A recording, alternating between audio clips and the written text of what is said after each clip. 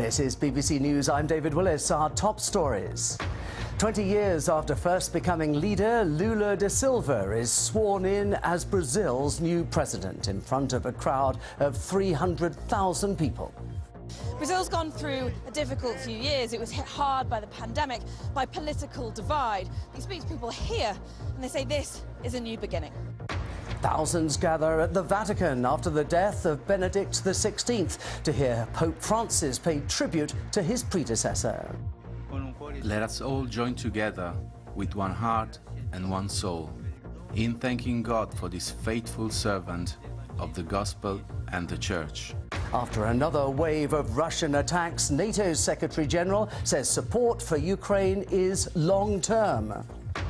And 46,000 migrants tried to reach the UK across the English Channel last year, a new record and a 60% rise. And a 100-year-old war hero turned reading teacher is the oldest person to get an award in the UK's New Year's Day honours.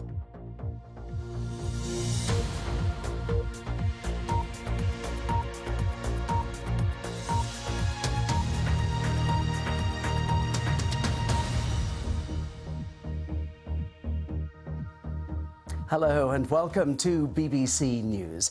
Luis Inácio Lula da Silva has been sworn in as Brazil's new president, 20 years after he first became the country's leader. Almost 5 years ago, he was sent to jail for corruption on charges which have since been annulled. At his inauguration in the capital, Brasilia, he told supporters that he'd rebuild Brazil from what he called the terrible ruins that he had inherited from his predecessor, Jair Bolsonaro. Our South America correspondent Katie Watson sent this report. A return to power for the man Barack Obama once called the most popular politician in the world. Security was tight amid threats of violence by supporters of his far-right predecessor, Jair Bolsonaro. Mr. Bolsonaro didn't even hand over the presidential sash, instead abandoning his final official duty by flying to Florida. Lula's the same man, but he inherits a very different country to the one he led before. In his speech, he promised unity and reconstruction, starting in the Amazon. We don't need to cut any trees down, just plant millions of hectares so people can live without destroying the forest, burning it or encroaching on our environment. An estimated 300,000 people turned up for today's ceremony, a sea of red, supporters decked out in the colour of Lula's Workers' Party. Many came for the music festival put on by Lula's wife. Thousands had travelled across Brazil to witness his return. Today has been part ceremonial pomp, but there's been a real festival atmosphere here. Brazil's gone through a difficult few years. It was hit hard by the pandemic, by political divide. But you speak to people here and they say this is a new beginning. Not him anymore. We are here fighting in name of democracy. That's why we are here today.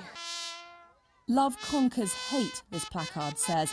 Perhaps somewhat optimistic, because for Lula's critics, he's still a corrupt politician who should never have been voted back in. He'll have to convince them that he can be their leader too for the next 4 years.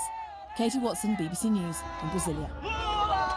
Well, Professor Graziella Testa is a politics professor at FGV University in Brasilia, and she has just come from the presidential inauguration event. She joins me now. Professor, welcome to BBC News. President Lula talked about rebuilding the country today, but given the fact that only 50% of the population is supporting him, he faces an uphill task, doesn't he? Yes, he does. I'm pretty sure of that. And he's going to have a hard time building governability as well, because the National Congress is further right than he is. But Lula is also known for being a very conciliating personality, and this is going to be very interesting in this moment, because the polarization plays an important role in the Brazilian political scenario. I was going to say, it's an increasingly isolated country, a very different country from the one that he led 20 years ago. What will be his priorities, do you think?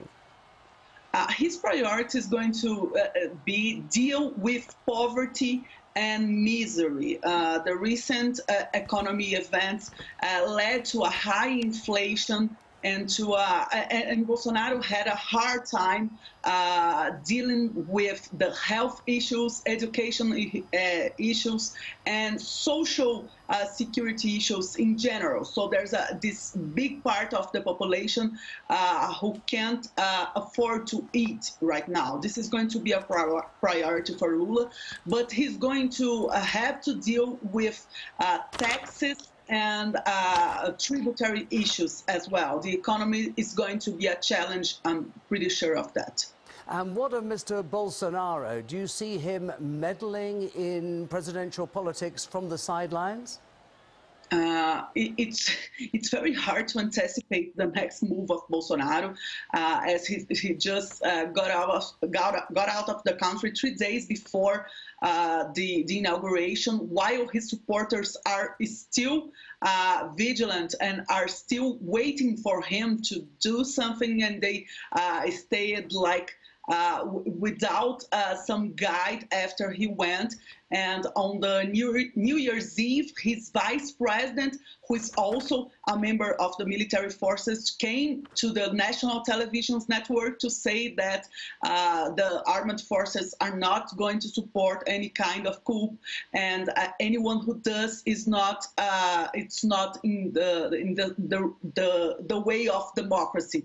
And he has also been elected for the Senate. So although Lula didn't have a high support, like with 50% of the votes, I believe not all Bolsonaro supporters are extremists, and they do believe in democracy, and there's a lot to be rebuilt in Brazil from now on.